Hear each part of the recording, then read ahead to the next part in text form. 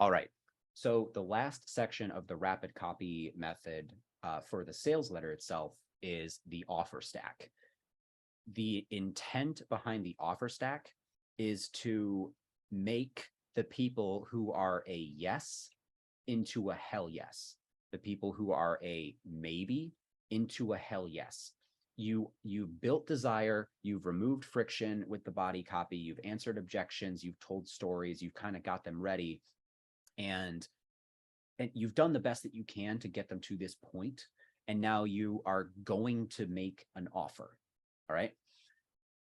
The intent behind it is to make the best offer possible and to essentially remove as much risk as possible to taking the offer.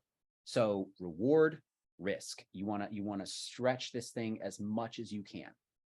You want to stack the value, you want to minimize the risk, and that's what an offer stack does. Okay. It doesn't need to look like this, but in general, with long form copy, if you're selling something that is not essential, this offer stack as is a really good way to do it. This is one of, I saw this from Russell Brunson. I think he probably got it from somebody else, but I'll give him credit because this is his offer stack. If you follow this method, you can't really go wrong. This is a really, really solid offer stack that everybody should follow. And once you get to the point where you're practicing and testing and things like that, you might add your own aspects of the offer stack. You might test something different because of the intent is to just stretch the risk reward. But just do this for a long time. This is probably the best thing to do for a while. Phoenix asked the question, you're going to go back to writing the body for a piece sometime later. I'm probably going to go back into the recording and talk to each individual objection that I brought up and just throw it in there because I spent most of the time talking about my target market with each one of those. So that's what I'll probably do. I'm also going to teach a little bit. I like teaching content in the body. So I'm going to work through the objections and build the desire at the same time. The objections are going to be the subconscious questions that they've got the answers to them, but the desire is going to be around like the value of the content that I can teach. And I'm going to mix and match that stuff inside this letter. And I like doing that. So that's something I can do. Okay. So real quick, I'll go over the full offer stack, but then we're going to talk about the rapid one. You can do either. The full offer stack is going to be more effective to stretch that risk reward ratio. But the rapid one is easier to write really fast. And if you got to throw something out, then sometimes the full offer stack takes a lot of time, especially when you talk about bonuses and closes and stuff like that. So the beginning of the offer stack, if you can see right here, I might stretch this a little bit, is the recap. You've just talked a lot. The lead intrigued them about the copy, the body helped answer a lot of objections. It built a lot of desire. So the recap is a really quick either bullet pointed list or specific section of your copy that reiterates the important stuff. I think you should probably do like 3 core things, or if you've got one golden thread, this is where you put a bow on that golden thread. You like land the plane on your concept really hard, on the one main concept. So either 3 really good points that you made or land the plane on a core concept in the recap. Sometimes this can be a little bit difficult, but in general, this will reveal itself based on the previous copy. You already know what the main points are or the main point is.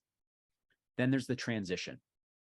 Usually this is, you can do this in a lot of different ways, but the main way is to just ask permission to sell them something. You can literally say something like after the recap. So hopefully you've gotten the value from the insights that I've given you in this page.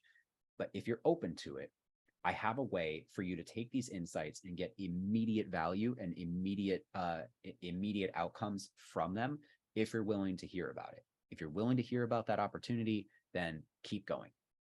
That's your transition. It's very direct, but that's kind of the angle that you take it from. You're asking permission to start selling something to them. Frank Kern does this really well. Essentially, you are just bridging.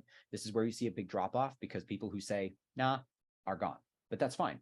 Like the more people who get to that point, the more people who are going to hang out and keep going, especially if they're maybe or if they're yes. Like maybes want to be convinced, yeses are ready to go, but you want to turn them into a hell yes, because a yes and or a yes but is not the same as a hell yes. Okay. Product announcement. This is literally just the name of the product or the thing that you're selling. So announcing the rapid copy method workshop. That's it. And end of thing. What you're gonna get. The rapid copy method workshop is a 4-hour workshop where I'm going to be sitting with you live, talking through 5 steps to write a full sales letter in less than 2 hours of actual time. And then I'm going to show you how to edit it, and I'm going to show you how to use AI at the very end. Cool. That's what you're going to get. Very, very quick deliverables, specific high-level deliverables. This is people get what you're going to get in a specific high-level deliverables kind of combined or mixed up.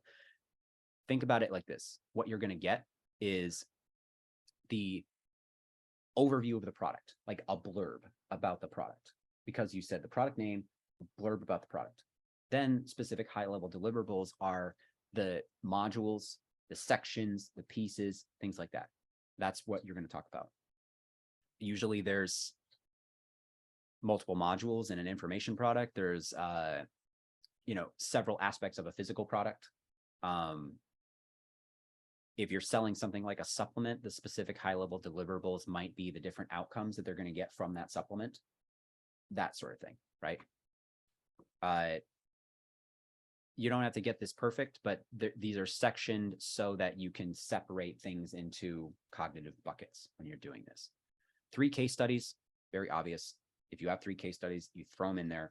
These are your big testimonials. These are the ones that you want to hit. These are often proof points around major objections that can get handled, that kind of thing. This is, Thomas, this was your question. This is the who this works for is also who this doesn't work for. And this is where you're explicitly talking about who you want, who you don't want in the offer stack. Destroy the number one objection. Number one objection is always, is this right for me? Question mark. So you can do this really quick. Like you can basically say, if you are this person, this is right for you right now because big reason. That's kind of the easiest way to do it. I would explicitly say this is right for you right now because this. If they believe that, they've gone from a yes to a hell yes. If they believe that, they've gone from maybe to a hell yes. If they don't believe that, they bounce. So at that point, it's a belief thing. This is where you start adding a lot of value to the core product. So the product itself is the thing. Tools and the easy button are things that you can add to the product that are going to make it easier, faster, cooler, more interesting, all that kind of thing. So if you have software that you can include with stuff, if you have like information or reports, if you have even additional supplements or like faster supplements or whatever that you can add that improve the core offer, these are things that are just included in the purchase. You see this a lot with infomercials where, if you're buying a set of steak knives, they throw in another set of steak knives, but they also might throw in like a spatula. They also might throw in a waffle maker or whatever. I'm kind of being facetious with that, but infomercials do this all the time. They introduce tools, easy button, faster, better ways to do it, things that make it a no-brainer. If you're teaching a specific way of reaching out, cold outreach, and one of the tools is a software that scrapes the right type of leads and gets you that information, easy money, right? Very easy to do that. Able to and get rid of is exactly what it sounds like. You use sentences like you're going to be able to X, you're going to be able to Y, you're going to be able to Z, right? You're future casting the outcomes result in their life. And you're going to be able to get rid of X, you're going to be able to get rid of Y, get rid of Z. You're future casting the negative stuff that's going to be gone from their life because of the outcome. You can do that as long as you want. Usually people have like 3 to 5 big things in that. Throw your guarantee out. Guarantees are risk reversal. That's the whole point of a guarantee. You are attempting to remove as much of the risk from the buyer and place that risk on you as the company as possible. The The more risk you put on yourself as the company and the less risk they have as a buyer, the better the guarantee is. So that could be like, if you buy this product and for any reason over the next million years, you decide that it's not for you, you can return it for a full refund. Also, I'll give you $1. That's like a millennium guarantee.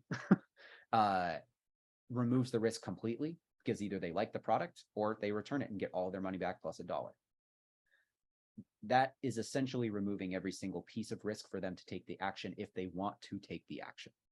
Doesn't mean they're going to take the action, but it means that there's now no risk to them. You can also, in this guarantee, talk about the risk of like, what happens if I go to business and that forever guarantee doesn't last anymore. Well, fun fact, we're putting profits away every single month into an escrow account so that if we ever go out of business, that escrow account is going to be there for refunds for people who want them. I don't know, like it's bullshit. Nobody's ever done that, but you see how I'm kind of removing additional risk. That's what a guarantee does. The more you can do that, the better it is. Urgency, scarcity. Urgency is time-based. Scarcity is resource-based. So if there is a time-based reason for them to take action now, say it, make it real. Make it a real urgency. Don't lie about urgency. And there's a lot of softwares out there that let you lie about urgency. Don't do it, because you will convert a little bit more on the front end and you will destroy all credibility with anybody who follows you on the back end. Scarcity, same thing, make it real, but it's resource-based. If you only have a certain number of copies, if you only have a certain number of seats, if you only have a certain number of product, say that. And the more real you can make that and the more real time you can make that, then scarcity and urgency work together. So if you say you have 1,000 bottles and you're sending this to 10,000 buyers that have already bought a bottle, you can put a bottle counter that's connected to your cart at the top of that or in the offer stack, and it'll tick down as people buy. That's cool.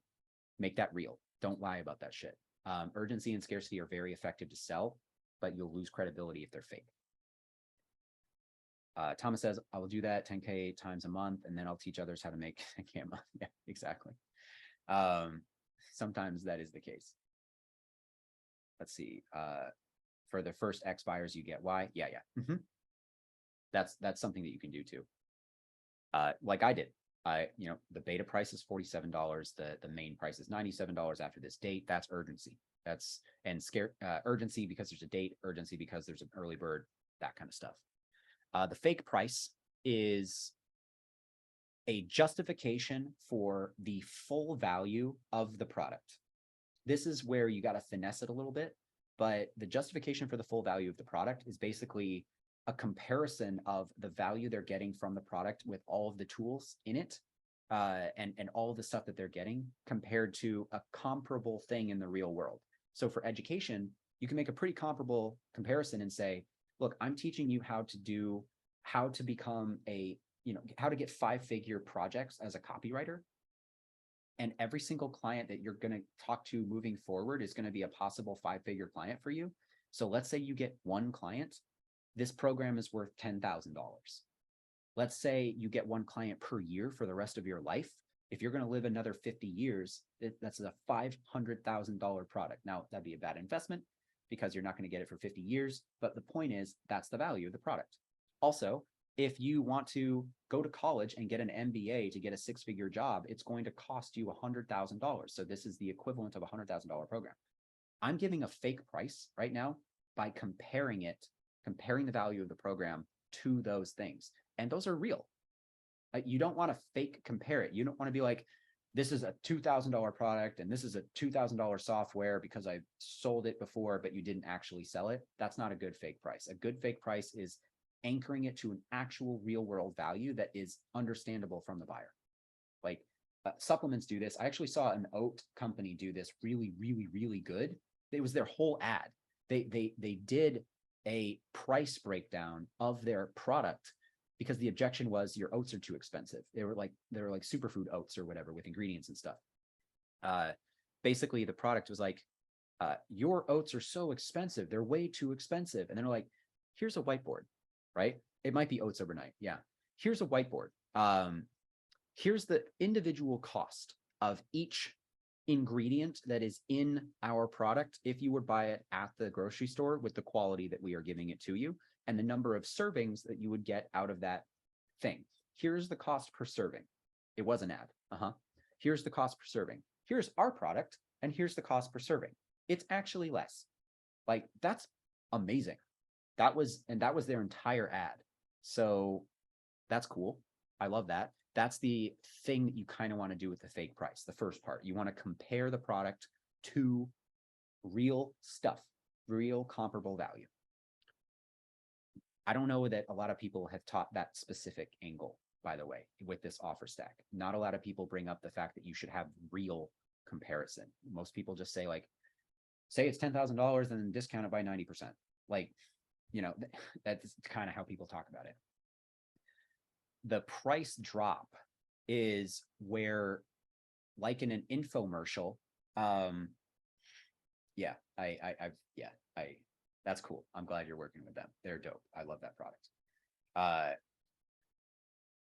The price drop is where, again, using real stuff, you are, you're showing them why they're not going to pay full retail. You're showing them why they're not going to pay the full value of the cost or of the product. And the better you can do in real storytelling around that with legitimate reasons, the better. So once you, an example, again, I can kind of give an example here. The example is this would cost you $100,000 if you went to school for the exact same type of income, except you're going to be able to work from your laptop and from anywhere that has an internet connection. So it's worth $100,000, but you know, most people don't have $100,000 to throw around right now. Plus, we don't have a financing program. So instead, the value of the program would likely be $10,000 to $20,000 if you were to buy it just as is, discounted on the MBA stuff. And plus, it's going to take 8 weeks instead of 4 years. But I'm not going to charge $10,000 because most people I know who are in the circumstance of wanting to increase their income are not in a position to spend $10,000 up front. And that's just the reality. And I want to help people who are in this position get to where they want to go. And I'm not going to gatekeep the kind of people that can only afford to put that money down. So I'm not going to charge you $10,000. And then I keep going. And then they're like, and I'm not even going to charge you $2,000. Because $2,000 I feel like would be a fair price. And as a matter of fact, my competitors are selling their products for $2,000 right now. You can go to their webinar, you can go to their Facebook ad, you can go buy their product that is selling something similar, but not quite as good for $2,000. I'm not going to sell for that. And then I'm price dropping, because I don't know if you guys feel it, but if it's something you want already, as soon as somebody is justifying dropping the price, you feel your desire for the product increase. You're like, this is an opportunity. I got to do it. FOMO. You're building that sense of urgency. Now my robot's yelling at me, so I'm going to tell it to shut up.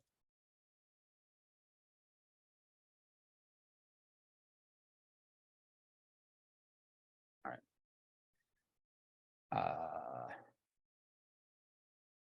Sorry, I had to tell my robot to be quiet, and then I lost you guys.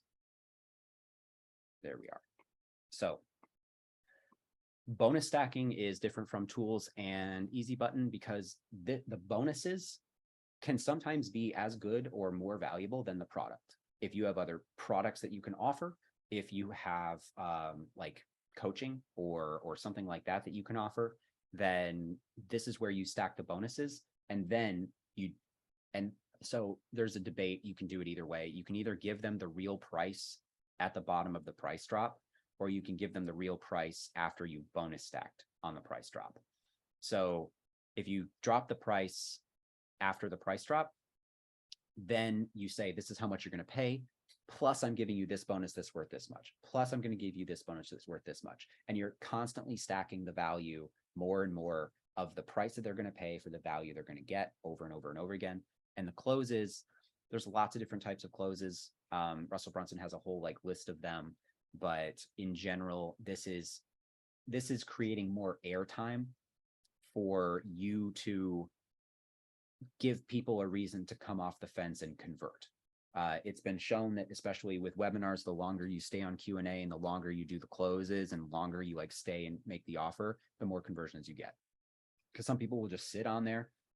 Some people take 2 hours to make a decision. Some people take 3 hours to make a decision. I think Sam Ovens did a webinar that was like 3.5 hours once. It was a sales webinar. And that was like his recurring, like automated webinar thing. So offer stack, we thumbs up on that. That was the full breakdown. The quick offer stack is the core offer, which is basically what you're offering and the details about it. A tool, ideally a silver platter tool. So like, here's the thing I'm offering you. And here's the outcome I'm offering you on a silver platter. So here's my information product, but also here's a software that does 90% of the work. Boom, boom, right?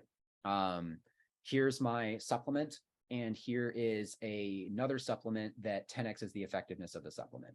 It doesn't work that well by itself. It has to work with this product, but like it's going to make it better. Something like that. Byproduct number 1, 2, and 3. Trying to remember exactly what I meant by that. This is combination of bonuses and benefits. So a byproduct of the offer and the tool is because you're going to get the offer and the tool, and that's this outcome, you also are going to need this thing because of the result that you get. So the easiest, fastest way for me to do this off the top of my head is like a dating product. So I'm going to teach you how to get dates with the kind of people that you want to get dates with. And I'm also going to give you a photo shoot with a professional photo photographer so that your profile looks awesome and you don't have to really set up your profile. We're going to do it for you. But as a result, you're probably going to need to know like what are the best dates to take someone on when you first meet them to impress them. You're probably going to need to know, some sexy things to do with the person that you want to do things with. And you're also going to need to know how to manage multiple romantic relationships in a way that doesn't make you go insane. Byproduct, byproduct, byproduct. Hopefully that concept makes sense. This is, again, making the offer stack as good as it can be. You don't need all of these things, but the more that's in here, the better. Guarantee, I already explained what that is. Urgency, I already explained what that is. Scarcity, I already explained what that is. So this is the offer stack. Make sense? Thumbs up on a rapid offer stack, or no? Do we have questions? Emmerich says thumbs up.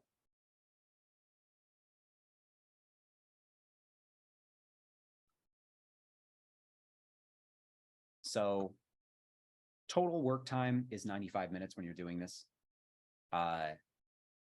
If you do the 10-minute timer for the offer stack, Debbie says, do we want to move on or do we want the timer? Do we want to work on it? For the people live. For the replay people, pause on this screen or pause on this screen and write for 10 minutes. I'm good moving through. Cool. Already have an offer. Good. Okay, cool. Okay, so that's a total writing time of 95 minutes. You've just written a full first draft or an outline of your copy of your letter in 95 minutes. So it's even faster than I originally promised. Now the training on it isn't, you've been here for almost 4 hours, but doing this rapid copy method gets you an output in 95 minutes. What's going to happen is if you keep using the method, a 95-minute work block is actually perfect for a person's circadian rhythm when it comes to creativity. There's a bell curve multiple times throughout the day where your energy rises and falls. It happens about 3 or 4 times a day, and it's 90 minutes long. So if you start your work block at a time where you normally feel like you're ramping in energy and then you kind of go down in energy, do this 95 minutes in that block, you're done. If you want to edit, wait another block, do it in the block. So I have some productivity stuff that I talk about, but this is designed so that you can do the entire thing in one chunk, one creativity block. You could technically just have a timer in front of you or a Pomodoro thing. Like I use a physical thing to do it. Cool. 95 minutes done, fulfilled that promise. Now we're going to talk about the rapid edit. I'm going to pause so I have this in a section.